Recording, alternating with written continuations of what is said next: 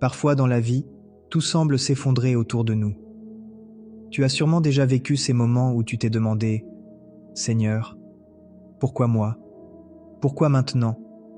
Peut-être que tu traverses une saison difficile en ce moment. Une maladie, une perte d'emploi, un cœur brisé, ou même un grand vide intérieur que personne ne voit. Je veux te dire aujourd'hui, avec tout l'amour de Dieu, ton épreuve ne te définit pas. C'est ta foi qui te définit. Et surtout, tu n'es pas seul. La Bible nous promet dans 2 Corinthiens 12:9 « Ma grâce te suffit, car ma puissance s'accomplit dans la faiblesse. » Cela veut dire que lorsque tu te sens le plus faible, le plus perdu, c'est là que Dieu agit avec le plus de puissance dans ta vie. Ce n'est pas dans nos forces que nous grandissons, mais dans notre dépendance totale envers lui. Imagine un arbre en plein hiver.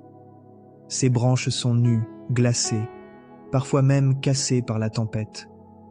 De l'extérieur, il paraît mort, mais sous la surface, sous la terre gelée, ses racines grandissent, s'étendent, se fortifient.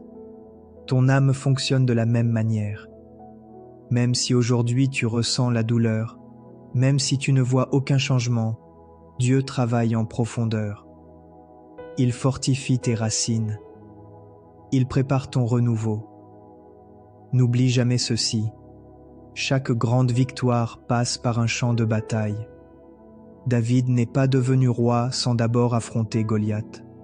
Joseph n'est pas devenu dirigeant sans être d'abord trahi par ses frères et enfermé injustement.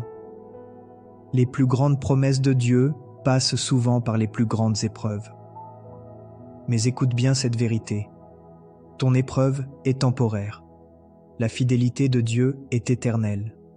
La Bible dit dans Ésaïe 43:2 « Quand tu passeras par les eaux, je serai avec toi, et par les fleuves, ils ne te submergeront point. Quand tu marcheras dans le feu, tu ne seras pas brûlé, et la flamme ne t'embrasera pas. » Dieu promet de marcher avec toi, pas de t'abandonner. Chaque larme que tu verses, chaque soupir que tu pousses, il les voit. Et non seulement il te voit, mais il te porte. Alors aujourd'hui, choisis de croire que ton épreuve a un but.